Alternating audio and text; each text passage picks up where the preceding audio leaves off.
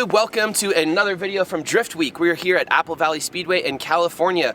We aren't even counting the days anymore. I think this is our 6th track.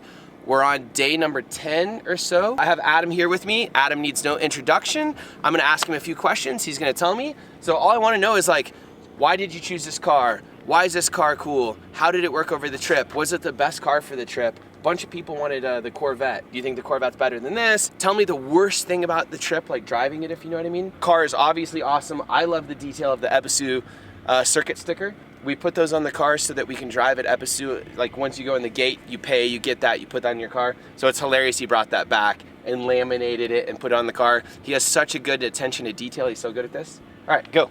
So what was the first thing? What was my favorite part about the car? Yeah, just keep going, just riff on whatever you want. I don't know, it's been a really fun car. For me, it's kind of like in between a 350Z and an S13, where it kind of has like a 350Z reliability, but it's way more exciting to drive like a turbo S13, like an SR, and it's simple and it has a lot of room and it's comfortable, so that's been good for this trip. My biggest complaint about the car, and pretty much my only complaint right now, is just in the beginning of the trip I really struggled with just cording my front tires super fast. The strut tower is like an inch in and it's been really hard for me to get the alignment proper, and my lower control arm kind of moves in the subframe. I got it good enough to where I can make a set of fronts last like 2 or 3 tracks, but that would definitely be my biggest complaint. Other than that, like, I wouldn't change a thing about the car. It's good. And it's a bar a boost, or how much boost? It's about a bar boost. I can raise it more, but then it starts fuel cutting and then you got gear like higher than second. Stock drivetrain other than that? Yeah. Stock turbo, stock everything. But I did notice you have a ton of cooling mods on it. You've got an oil cooler, a big coil radiator. Yeah, we can look if you want. All right, let's do it. Yeah, it's really not any more complicated than our cars in Japan. I mean, obviously, car in Japan, stock radiator. Yeah, well, I think the stock radiators on these are really good. Obviously, having a coil helps, but the only reason that I really did it is because the other one was smashed from the crash. Yeah. But I have that, and then I have an oil cooler. I don't know if your car, Aaron, has an oil cooler in Japan, but they tend to mount them down here. Yeah, and I don't think I have one. When Mesker pushes you into walls, it sucks, because then you can't drive anymore.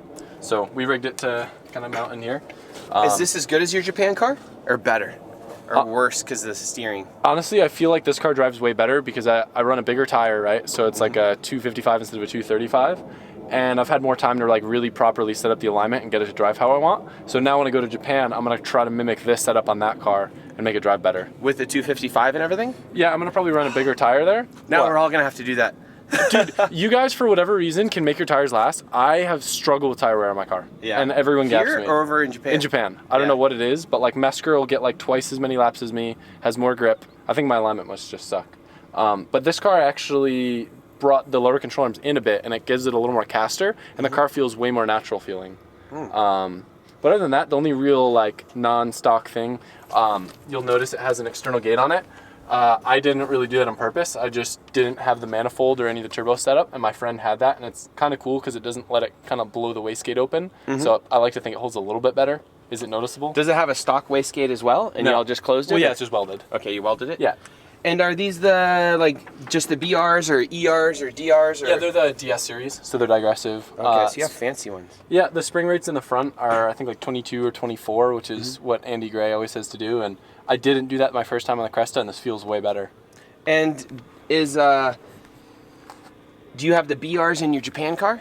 No, I also have the DS series. Oh, yeah. I have the BRs. Do you? Yeah. Oh. They're still good. No, I know. I'm just jealous now. I was going to ask you the difference between the handling to see if I should upgrade was my point. So the biggest thing you'll notice with the DS series, when, like if you hit a big bump or something, the high speed, we might not be able to include this in the video just because I always struggle to explain this. Yeah. But the way that the dampening works is the curve kind of tapers off. So on like a high impact, like a bump or something, it'll absorb that better versus like the standard ones. It'll kind of be linear dampening, if that makes sense. That completely makes sense, yeah. So it allows you to have a little bit like more firm and like stiff feel without it sucking if you hit a bump. So how much prep did you have to do to this car to bring it? Because the car's been completely reliable. The car has not failed at all. You haven't knocked off the body kit really much. I mean, a little bit, but this is one of the most reliable cars on the entire trip, which you wouldn't think being a turbo car. I mean, I would, I guess, from Jay-Z's and just because I've been around these, but running one in America that was totaled, you know what I mean? Yeah. And ragged out and treated like a missile car. I'm really surprised it lasted so long. Was it a lot of maintenance and everything to get ready? Or? To be honest, it was like probably a week, and most of the stuff was like dumb creature comforts, like getting the headlights and taillights to work and trying to get heat in like trying to make the heat work because the whole like factory box is crushed. I'll show you the firewall. It's really bad. That probably was more difficult than anything. And then like one testing day, I found out that because the strut tower still moved an inch, like everything was kind of binding up from the motor moving side to side, and that needed to be addressed.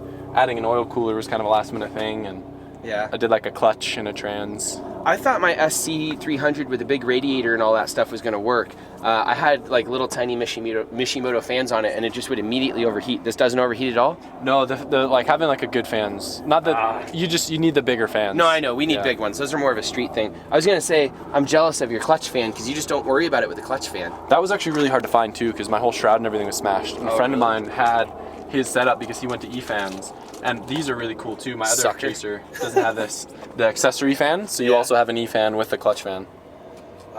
Yeah. And the Party Recaros. I love these things. Did you bring these back from Japan? Or did you find them here? Japan, but I didn't bring them back myself. Yeah. These would be so nice to have in a street car here. Factory handbrake, nothing real fancy. And you're not having to adjust the factory handbrake much? I adjusted it once. It didn't really need to be adjusted, but it was just getting a little high for my preference. All right. But well, thank you so much. Yeah. All right.